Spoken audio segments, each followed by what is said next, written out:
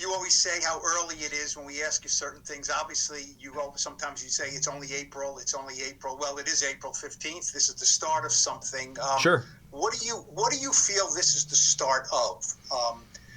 Is it first day of school? Do you give these guys a message, or do you just kind of say hello, catch up, and let them go? Do the weight training and things.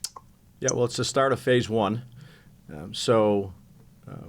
What we had is a squad meeting today and talk a little bit about the expectations for phase one for this particular next 2 weeks. I have strength and conditioning speak. I have Dr. Lonnie, our mental doctor, speak. I have Ronnie Barnes, our head of the athletic training department, speak. I have Ed Triggs speak on kind of the rules of what's expected for these next 2 weeks. So have a bunch of departments that I think are all important in terms of helping the players be the best they can be at this time of the year, and make sure that if they have any questions, they can kind of put a face with a name to get those answered, so that we're doing our job in terms of helping them in this first phase. Have some of the new players stand up, introduce themselves. Some of the new staff members introduce themselves. So it's really, Paul, it's just an introduction meeting to the phase one portion of the offseason program. That's where we're at. And it's good to see, the turnout that we've had. Were you pleased with the turnout? Yeah. It was very good turnout. Thank you. Yep. Dan Duggan. Hey, Brian. Dan, how are you? I know you said you good. How are you doing? Good. I know you evaluate the quarterback class every year, in the draft. But 2018, you obviously were part of a really extensive search, workouts, visits, all of that stuff. What did you take from that experience that you've been able to apply to the process you guys have gone through this pre-draft? Yeah, I mean, I did that then. I did it in 2011, 11, I think. Again, it's, when you're evaluating that position, you could spend hours upon hours talking to those guys that play that spot. So, Joe's had some familiarity with it, and we just do our due diligence. We've done it other years too. It's not just this year. So I think it's important to try to get a feel for that position, because you never know when they'll be available. So you get a chance to meet them and interact with them and develop, a relationship. I'll call it for a couple weeks, maybe a month. But you never know how that's going to develop down the line too. So, we spent a lot of time, in that 18 year of, doing a lot of different things. And, as you do with whether it's schematics or players, whatever it may be, you're always trying to evolve. So, it's been a good process, but it's been a good process with a lot of other positions too that we've been looking at, which is pretty much all of them. It's been between the visits and out on the road, our coaches and scouts have done a really good job of, trying to cross every T and dot every I to get ready for preparation for, what's going to happen in a couple weeks. And then where does Daniel stand in his rehab process? Like, is he able to be on the field today throwing passes to receivers? Is he at that stage yet? Yeah, no, it's day one of phase one. I'd say he's making progress. He's, I don't want to say further ahead, behind. He's doing everything we need him to do. Hitting it head on, and he's making strides. Thanks. Yep. Art Stapleton. Hey, Dave. Good morning. Morning, Art. How are you? Good. Good. When it comes to the, obviously you say phase one, and, you're bringing in, Aaron Wellman is coming back, and obviously you guys hired a new strength and conditioning coach.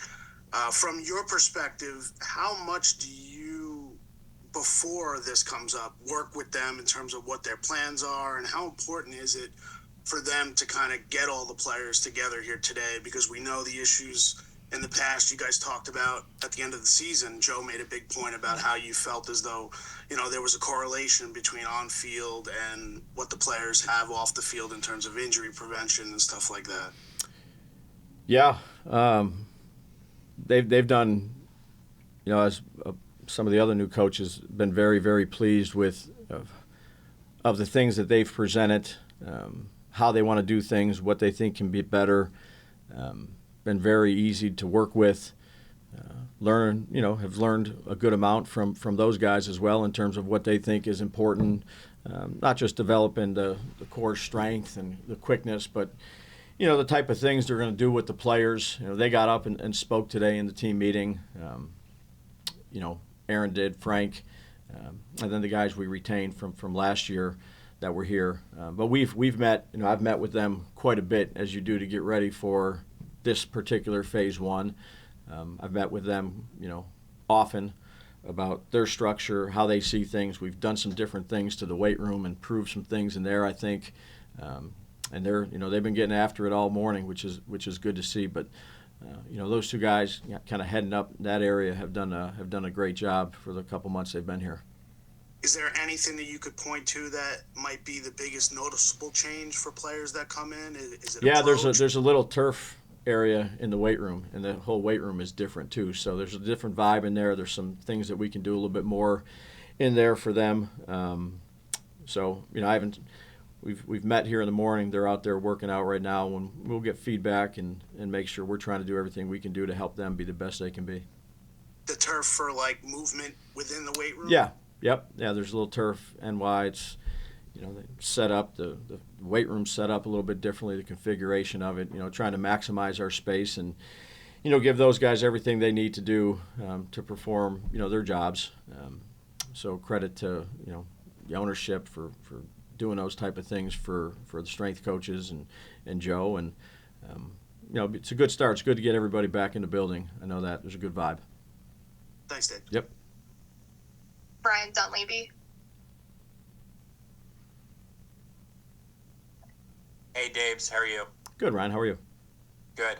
Good. Certainly not going to ask attendance about every single player there, but given Darren Waller's unique circumstances, is he there today? And what's your expectation for him through the voluntary program? Because if you haven't seen, he said recently he's treating the end of OTAs as kind of his deadline. So do you expect him here at all for phase one, phase two? What have your conversations been Sure. like? Understand the question completely, Rye. Have nothing to add on that from what Joe talked about a couple weeks ago in the ownership meeting. And, again, I'd just go back to our attendance was very happy and pleased with our attendance. But in terms of Darren's specific situation, I'm going to keep that in-house and nothing to add at this time. Okay. Thanks. Yep. Jordan Renan. Hey, Brian, what's going on? Hi, Jordan. How are you? Good. How are you? Good. Joe had mentioned, I think it was actually at the combine, that Daniel could possibly get into spring, into drills at some point in the spring. How much is that your expectation moving forward, and what are you expecting him to do this spring or be able to do? Yeah, I appreciate the question. It's day to day, with these injuries. So come in and be improved from where you were the day before. And, I don't think too far ahead with that. He's, been in meetings, he's rehabbing, he's doing his stuff. And tomorrow we'll see if we can do a little bit more. And the next day we'll build off of that. So more of a day-to-day proposition for us. What's going to happen 2 weeks, 4 weeks, I couldn't give you that answer right now. And then with your playbooks, so this is the first time you could kind of give playbooks to people. How different is your defensive playbook, one, and then even on the offensive side, obviously you guys go back there, and sure. I think Mike Kafka said, we coming up with new things. How much change is there to the playbook that, you give new guys now for this year for the offensive side? Sure. Yeah, no, I think there's, every year there's change, whether it's personnel, scheme things, coaches, staff members, that's the NFL. So certainly there's some changes within the offense. The defense is obviously a little bit different with the new coordinator. Same with special teams. So we got, again, it's day one. those guys will have opportunity. We'll kind of build up slowly here in these next 2 weeks to get ready for phase 2. That's really the goal for phase 1, is to get them in here, really get the physical stuff going, and that's where I want them to spend most of their time in terms of the weight room and with the strength coaches. But you do have a little bit of time here to meet individually. So, that'll be split up with groups, then position groups with the position coaches. But there's a lot to learn. There always is every year, regardless if there's someone here or not. Tom Canavan. Hey, Brian, how you doing? Good, Tom. How are you? Good. I guess in 2 weeks we have a draft, and I'm just wondering, how much time is there in a day for you now? I mean, you have the OTAs going on, you have, you're probably deep into the draft thought. Sure. I mean, how much time do you have to spend on both? Significant.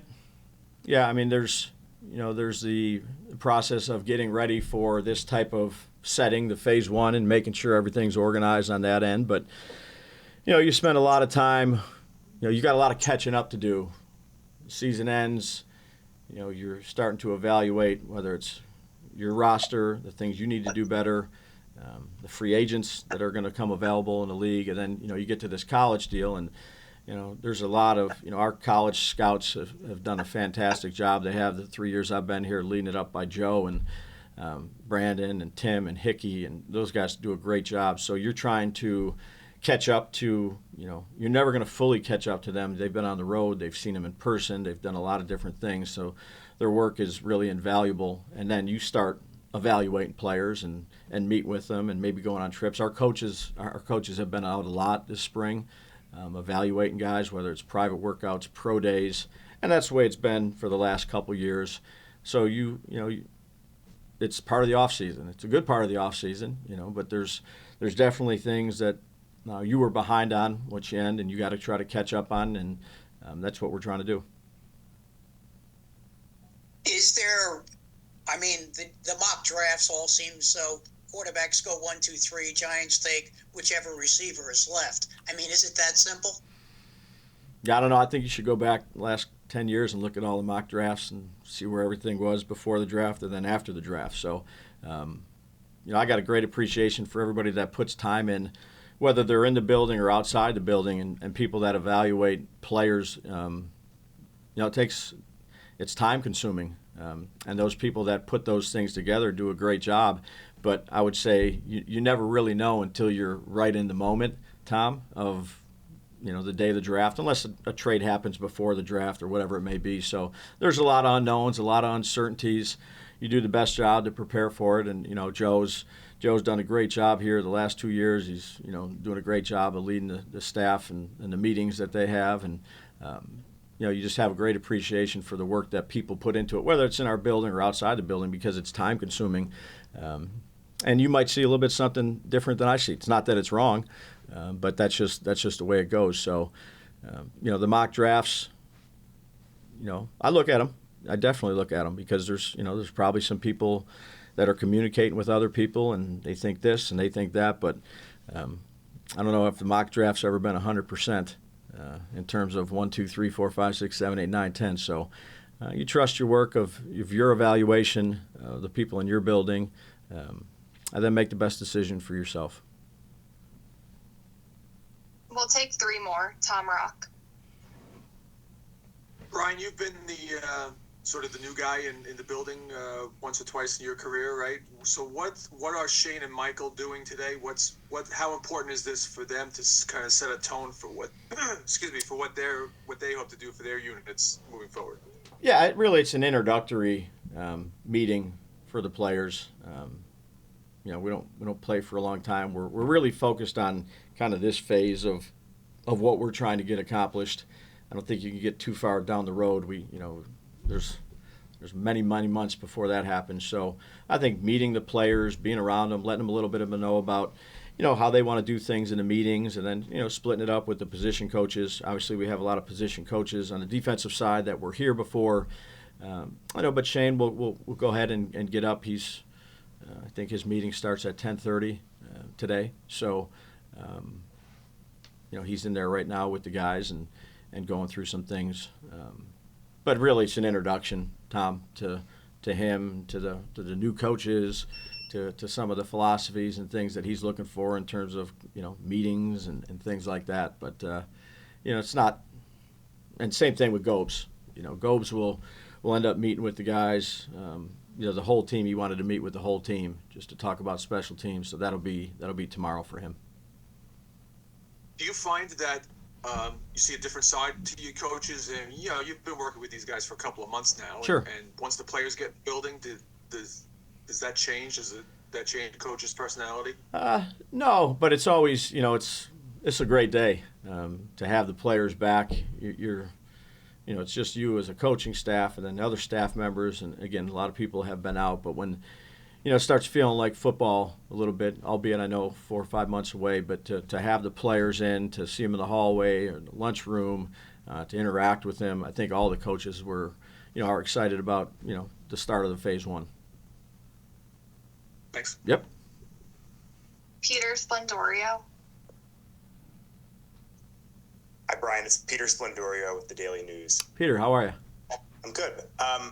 With Devin Singletary coming in, I'm interested to know just what did you like about him as a player during your time in Buffalo? Made him a good fit here, and I guess how has he kind of changed or grown as a player in the years since then? Well, I think he's been a durable player. Whether it was when I was in Buffalo last year at Houston, he's smart. He handles his responsibilities like a pro. He's got good quickness and vision. He's at a level of production every year that's been pretty consistent, and that's he's a consistent person. He's a consistent player. I'm happy we have him. He's got good leadership traits. He's been a good player for us. When I was at Buffalo, he did a great job last year, I thought, at Houston, and thought he would be a good piece to add to our not just our running back room, but to the offense and team in general. Thank you. You got it. Last one, Patty Traina. Hi, Brian. How you doing? Good, Patty. How are you? Good, thank you. Brian, I know you're always talking about evolving the program, yourself, the players, and so forth. You've had, obviously, year 1 was successful. Last year was a little bit bumpy. Can you speak a little bit about the lessons you pulled from the first 2 years and how you expect to change and evolve the program going forward, including yourself? Yeah, that could be that's a long one. It's a great question. Look, you always self-assess for the program and for yourself and for your coaches and for the players. That's something that you do every year, and you spend quite a bit of time doing it. That's right when the season ends, going into the evaluations, and then you sit there and you talk about schematic evaluations, and that takes a long time. And then you're talking about organizational structure and things that you want to change or monitor based on scheduling, based on what you can do to help the players be more available. Then it goes into this phase 1, phase 2. How do we want to do this a little differently? What do we like from it? What are the new ideas being brought in? It goes right into the training camp aspect of it. After the and even the OTAs. We spend a lot of time on that relative to there's a certain time frame that you have to do it in, but how you move things around, we discussed that. When to condition, when not to condition, how to do a certain drill. Maybe it's an up-tempo drill on one day, and maybe you cut it back a little bit more, where last year you did up-tempo, up-tempo, up-tempo. You're really looking at every aspect of it to training camp, and where did we stay? Why did we stay there? Was that the right thing? The vehicles from training camp over here. I mean, the details in everything that we do in every department, and you have to lean on the people in those departments that are responsible for those departments as well. You can give them direction, which is a job of a leader, is to give them direction, and then make sure that they're doing their job the way that they need to do their job to be successful. So the communication aspect of that's always improving, Patty. I think it's important when you're at that seat, sitting in that head coach. You have a lot of things coming your way, and that's the nature of the position. And again, fortunately, I've had 28 years. This will be 24 years in the NFL of seeing it from a different perspective. The last 2 years as a head coach, but when someone comes into your room you have so many things on your plate and you're trying to do this. You got to take a deep breath and make sure that when they're in your room, it's, that's the most important thing to them. They wouldn't come in your room for any other reason. So you got to take a deep breath and make sure you become a really good listener in that regard. Have you found it hard to make changes and to adapt? You obviously you do things a certain way for a number of years, and if they don't work, do you find it hard to adapt? Well, no, I think, look, you're always adapting and adjusting. You have to. I mean, when you're a position coach, when you're a coordinator, obviously when you're a head coach. And look, we understand it's a results business, but there's a process to it too. So there's a process that I strongly believe in. And, year one, there was a process. The process gave you these results. Year two, there was another process, not really different from year one too much, some little changes that gave you other results. So was it the process or what? Like, that's what you are always evaluating of, what can you do with that to try to yield different results. And, it's a competitive, tough industry. So each year is a different year.